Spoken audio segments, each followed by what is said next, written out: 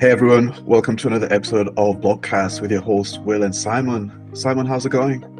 I am doing really well, thanks, Will. It's starting to get colder here now, so that's never fun. But hey, crypto never stops, regardless whether it's rain, hail, or shine. So here we are, mate. What are we talking about today? Today we're talking about Push Protocol, a really cool service built on Ethereum. All right. So what is Push Protocol? What's it trying to do? What's it trying to solve? In a nutshell, it's a really simple communication protocol that allows really simple push messages to be sent between blockchains and between dApps and between Web2 and blockchains. And I guess push messages is only, the tip of the iceberg of what push are actually trying to do. But I guess the main thing that we should talk about here is how they actually do it. And this goes along with, I think, is that one of the big themes and narratives going forward in crypto is that it's using your Ethereum public address as effectively your ID, similar to how in Web 2, your email address or even your phone number is effectively a part of you. It's a part of your ID. Your public address is your ID, and that's actually what they use as the point of contact for you, isn't it? Exactly. The point of contact is an address. And the thing is, this address could belong to a user's wallet. It could belong to a smart contract. It could really belong to anything. And it's something that we really take for granted in Web 2 that is sorely lacking in Web 3. And that is notifications. When I get an email, when somebody sends me a WhatsApp message, there's all sorts of notifications that go on for us users. And also importantly, there's notifications that happen between apps that users don't even know. So the apps on our phones are always communicating with each other and we're not even aware of it. So when I log into Facebook and maybe there might be an issue with the security, Facebook sends a message to my Gmail, and then Gmail sends me a notification that says I really need to check my Facebook and make sure that I logged in. There's all these kinds of small messages that are passed back and forth that are really hard to do on Web3. Now seem to be really easy thanks to Push. Okay, so let's dive into that because I feel there's two parts to Push. There's obviously the developer aspect of it and what developers can do with it, and then there's also to a degree what retail and what individuals like me can do with it. So let's go into the developer side of things. What can developers do with this and why would they want to use it?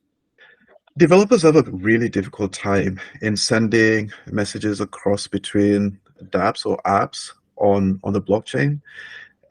It's difficult in that if I had to create my own dApp or if I had to create my own lending protocol, for example, I have to go and try and figure out how to send these messages, and I essentially need to create my own little protocol.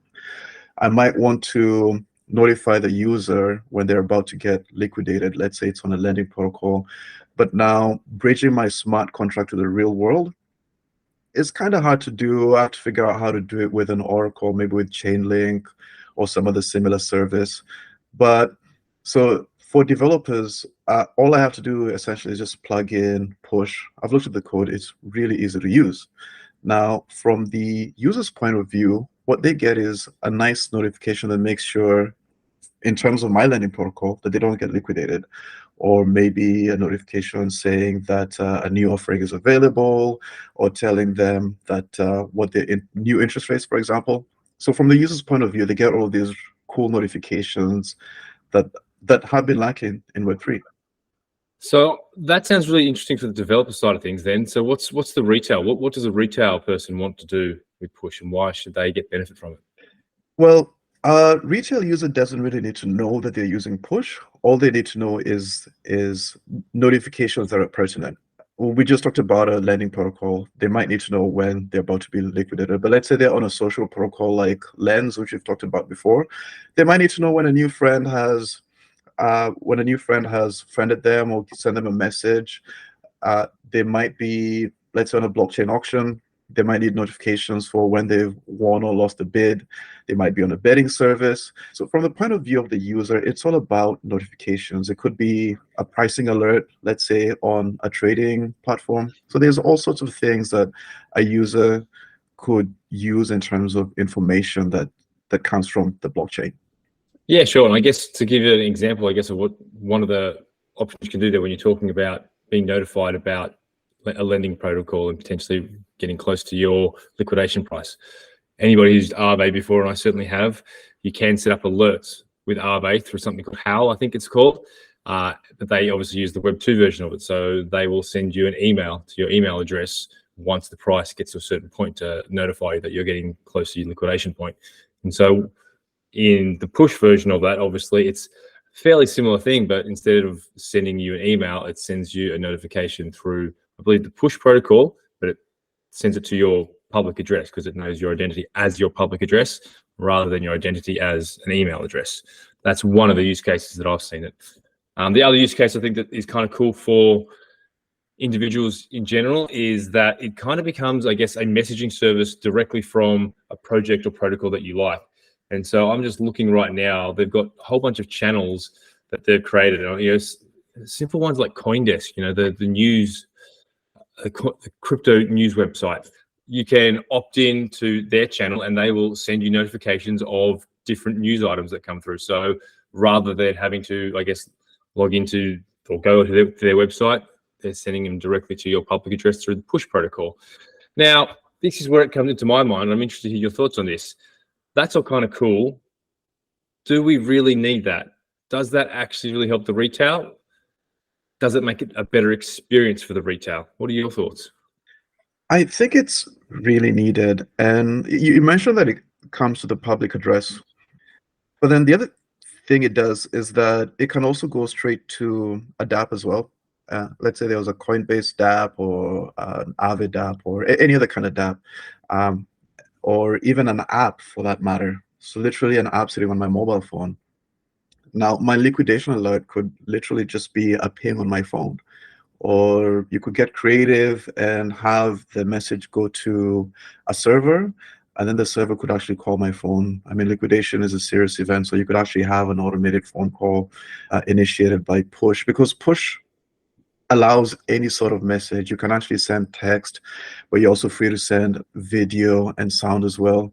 So it really depends on what the developer wants to implement. And I don't think developers have gotten creative as they could as yet. But in terms of features, push is very rich in terms of what it can do, in terms of the message that can be sent. And not only that, it can go from a blockchain to a single user, or it could even go to a blockchain to a whole bunch of users. So it really depends on how you set it up. It can be one-to-many, one-to-one, many-to-one. Like, it just depends on what you want. Well, here's the question I've got for you then. Could we, I mean, this is, I guess, the step to Web3. This is trying to interlock Web3. And to get my mind around it, it's kind of be, if we've moved something to Web3, it's got to be significantly better than Web2, because it's hard to make people change. People don't want to change. I get the developer side, and I can get the idea of being able to send notifications to different smart contracts. I think that is valuable in itself. But the retail element of it, what's the use case? What makes this better than a Web2 version, like a messenger service, like WhatsApp, like Discord? Why is this better? I would say it's a step in the path to making Web3 better than Web2. So, like, one thing that has been lacking in Web3 is notifications. It's been so cumbersome needing to go and log into my wallet on MetaMask and see how my tokens are doing, or how that trade I set up on that DEX is doing. For once, I just like to get a notification. Then at least I can go, well, it's not as bad anymore. It's almost as good as Web2. So I would say it's on the path towards making Web3 products at least as good as Web2, if not better. One of those things that we really do need is those notifications, and I want them on my phone. And so push does allow for that. I think it makes it easy and takes us down that pathway. Yeah, and so my thoughts, and I do agree with you there, but my thoughts on it are that the need for it is there if Web3 and identity being part of Web3, then push is absolutely crucial for that. I mean, the whole concept of being able to use your public address to log into multiple things, whether it's DeFi, whether it's metaverse, whatever the applications that you're using, that creates your ID and that allows you to be that person. And now it allows a communication path as well. Because I guess the best example, I guess, is, the whole your Google logins or your Facebook logins, and how these days you go to any website and it says, do you want to log in with your Facebook login? Do you want to log in with your Google login, kind of thing? It's kind of that identity is connecting it together, while also connecting, PayPal. PayPal logs into everything. It's connecting the payment system together as well. So with this ability to message, we are creating that crypto identity, and it intertwines with everything. So it's potentially in the future the one sign-in, the one single sign-in for the entire Web3 world, and push and messaging services, chat services, even that they're launching their video service soon through it as well. That is a big part of it. So I think the success of push is very much so riding the coattails of the success of that identity being part of blockchain. And I guess the metaverse, payments, everything about it coming together, being the one single login. That's why it's needed, and that's its potential for the future. Oh yeah, push could be that piece of the puzzle that connects the one single login and connects all the apps to all the other apps and all the people to the apps. There is one nice thing I do like about it, in that it gives the option of the broadcaster. Let's say it's Coinbase or Aave or anybody sending notifications. It allows them to stake DAI, and then this DAI is staked by push protocol into Aave. The interest from this stake DAI go to the people receiving notifications. So for every notification you get, you also get a little bit of interest from Aave, of course, depending on how much, let's say, Coinbase has staked into the protocol. So that's kind of like a neat incentivization feature to sign up for notifications that I like. I don't think you're going to get crazy rich off it. Yeah, getting paid to receive notifications. That's kind of like a good way to bring people in. It's just a network effect that crypto can do, is provide liquidity to incentivize people to move into the protocol. So that's kind of cool. Mm-hmm. We're talking then again, I guess, incentivizations. Let's talk about the token. Push has a token. What's its utility? So Push is still undergoing its whole decentralization process, but then the eventual utility of Push would be, one, governance, which is kind of standard nowadays, but then the other things are fees as well, creating a broadcasting channel. If I was Coinbase and I wanted to create a broadcasting channel, I might need to stake Push. I would also need to stake Push if I was one of the validators. When the messages are sent, you need a bunch of validating nodes to look at the message, make sure it's fine, and pass it on. So the validators also need to stake Push and to make sure that they behave. If they don't behave, the Push that they've staked is slashed. So in the future, there's a whole bunch of different interesting use cases for Push that could be very interesting depending on how big and how much Push becomes used. But then in terms of the token, they do have some really interesting plans for it. Yeah, so I had a look at the token and the tokenomics of it. And yes, it's a DAO. Everything's a DAO, which kind of makes me not so impressed with a lot of things when everything's just a DAO. But they are going a little bit further than that. Obviously, there's a whole bunch of ways that they're using Push to charge fees. Like I created my own channel on there just to play around with the protocol itself. And yeah, it was like 50 Push, which at the moment is not a lot of money. It was like $20 US, I think. So, for a business, that's a drop in the ocean. So that's great. And for them to actually have a recurring income from elements of how it goes out, that's good. Here's a thought for you. We talked about Eigenlayer the other day. Would Push be a great potential if Eigenlayer was in existence already to be utilized that way? That's another good point, Simon. Last time we talked about Eigenlayer, and the whole point of Eigenlayer is to make it easy for projects to launch and create security without needing to launch their own token. And with Eigenlayer, Push could launch and allow edge stakers essentially to just restake on Push and create the security we need. And so that could be a really cool thing. But I guess protocols are also incentivized to create their own token. I guess for funding purposes, and I guess they make a little bit more money that way. And really, with Eigenlayer, it only becomes worthwhile to create a new token if there's some really interesting or amazing game theory mechanics in it.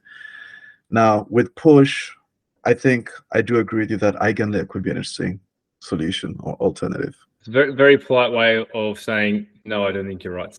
But thank you for humoring me. I'm just looking at the Push token price as well. And this is what obviously is interesting whether it's an investment or not. I mean, it is down 96% from its all-time high, but it launched at its all-time high. So that's not really a good indication of the price where it should be at.